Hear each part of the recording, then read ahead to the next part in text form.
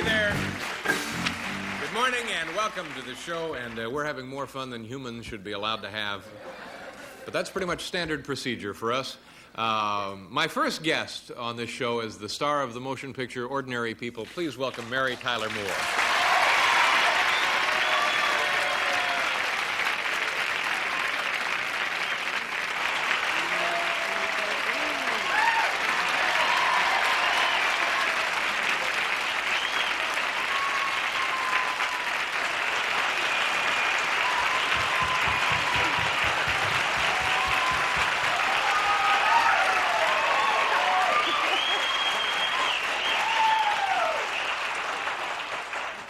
Very nice, very nice. They really are. You know, Mary... Especially Betsy. You look good and you smell good. You really do. Thank you. You smell very nice. I've always felt that way about you, David. Really? Oh, yeah. Thank you very much. Not a lot of people say that to me. I just want to take a second to... I saw this movie, Ordinary People. It's a killer. It's just terrific. Thank you very much.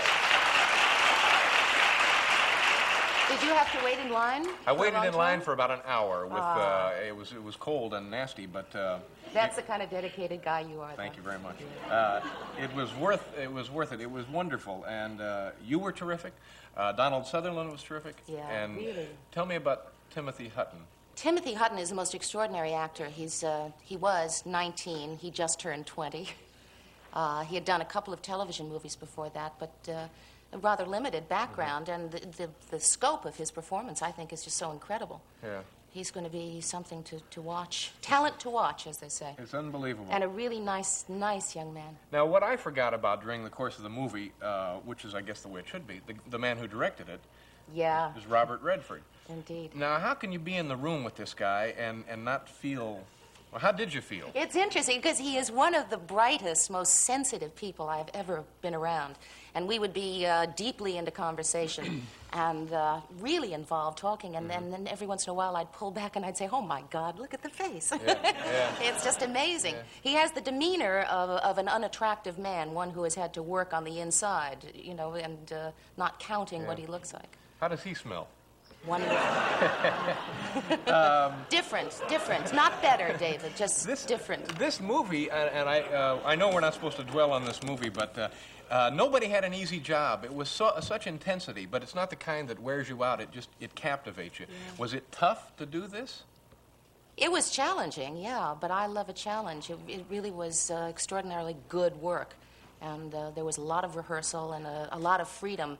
Bob is a wonderful director in that way, and that he really lets you contribute, and he knows what he wants going in. But if you have a better idea, his ego is such that he can accept it. Well, those are terrific working conditions. Yeah.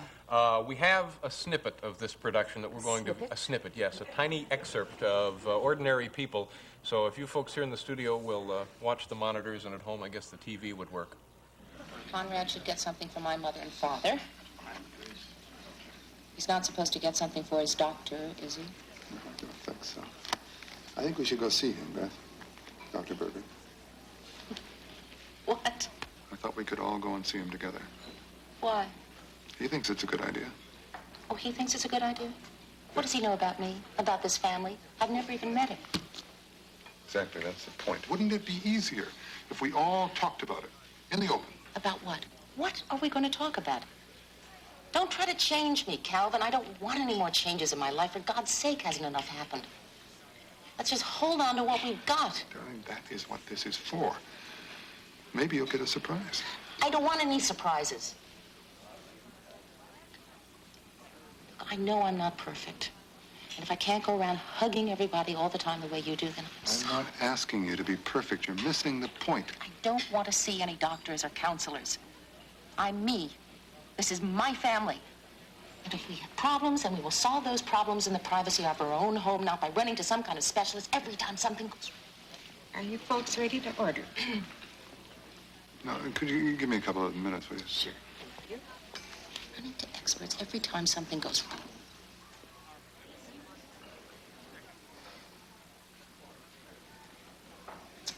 I know you mean well. I want this to be a nice Christmas. I do, too.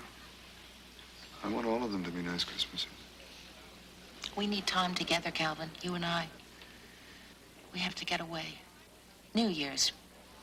We can spend some time in Houston with my brother and Audrey. You know, play a little golf. Relax. We need time together. Okay? Okay. I love you.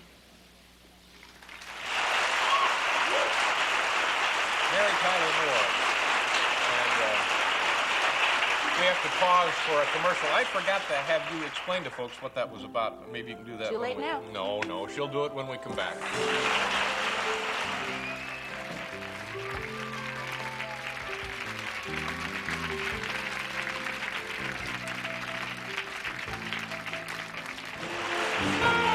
Welcome back to the show, Mary Tyler Moore. I know I've done this backwards. Forgive me. What did we look at there? What was going on? I don't know. I haven't seen the movie. That was a scene toward the end of the picture where Beth, who's a real matriarch, begins to feel threatened by the fact that her son is going to see a psychiatrist.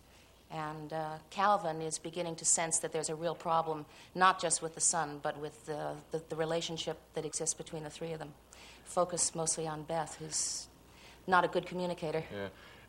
This must be a lot of fun for you because you were loved and adored as Mary Richards, who was anything but what Beth is. Mm. And now you're loved and adored because you're just kind of a nasty, not a nasty person, I don't know if I'm loved and adored. Times past, people would come up to me in the street and say, "Hey, Mayor, how are you?" Now they're going, hi. But that's terrific. I mean, you're receiving a lot of well, they're acclaim. Interested, and that's nice. Is there anything in you? I don't know anything about you personally. What should we know about you? Well, most of the things that you should know about me, I'm not going to tell. Mm-hmm. Was there any kind of? Do you have anything in your own life with your family that was helpful when you played the part of sure, this and role? not just with my family, though. With people I've known, people I've worked with who are tough and uncommunicative. Give other people around them a problem. Some people that I worked with on a variety series that I did. For example, there was a man who came out and was the antagonist. Yes, we. It was a show that I was on with you, which was on for 3 weeks. Yeah. And then it went on to finish up without me for a little longer. It did, and did spectacularly well. Amazing. I don't know what the reason was. It was. Enough about that. Let me ask you this. How did you get that job on that movie? Well, what? Frank's laughing because he's thinking about how he's going to get a job now that we're done. But, I mean, you were terrific in it. But who had the foresight to say she'd be great? Bob Redford told me that when he had first read the book in galley form 4 years before, he had envisioned me as the mother, before he knew he was going to buy the property and make a movie. And he said also that he had always been fascinated by what might be the dark side of Mary Tyler Moore, because in most everything I've done, it's been sunny and open and optimistic. And he knew, that little devil, that there was a lot of other stuff happening. Did you ever grow to resent that, the fact that you were the gal next door? Excuse me for that. Only in that it might limit what I could do, and I love diversification. And to the extent that people wouldn't accept that gets to be a little frightening. But I think with this, a lot of the locked-into sunny girl next door image will be dispelled, and that's good. Absolutely. Now tell me about the Broadway play. How did you, this is what I love about this situation. After the variety show folded, you were so successful for so many years. It's just like people are waiting for someone as successful as you are to have a failure. And it seems true that they were hoping maybe you just retire from show business, but you didn't. You went to the Broadway play, which was not an easy thing to do. Oh, I don't have such a jaded view of people as that. I think there are maybe about 17 people who hope you fall on your face, but we tend to magnify that. I don't think it's true. I'm awfully glad I did that play, and it was my agent's idea. The producer, Manny Eisenberg, had called him to ask about the availability of another actor to replace Tom Conti, and my agent suggested me. And it just, that quickly, Manny loved the idea. He had always thought that it was an asexual play and therefore could be done by man or woman. And it was wonderful. So what are you doing now? You're living in New York, right? I'm living in New York, yeah, by dribs and drabs. I keep saying, well, I'll just stay another month. Well, I'll just stay another 2 months. And now I've kind of committed to stay another 6 months. I really like this city. It's so fascinating. You can't be bored here. I mean, the minute you walk out your door, you encounter either a man walking towards you with a snake coiled around his hand, or you can go to the Metropolitan Museum. Yeah. But it's life, you know.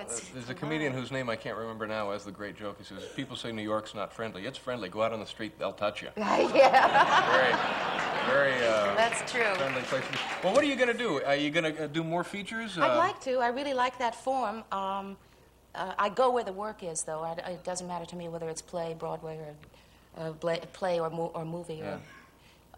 But I'd really like to do another feature or two.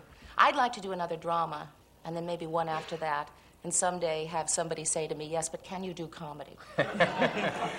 It's a terrific thing for you to stop by. I'm real pleased you did that. Thank you. So am I, And your David. movie is just wonderful. Thank you. So are you. I love this show. Thank It's you just very much. the highlight of my morning. Mary Tyler Moore. We'll be right back.